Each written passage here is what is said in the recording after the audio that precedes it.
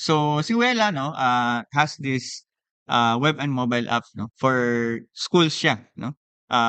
Primary users namin is yung mga parents. Ah. So si parent, ma-monitor nila yung mga students, kids nila sa school. Okey lang 'no mag-Tagalog or Yes, yes, is it pure yes, yes, okey. yes.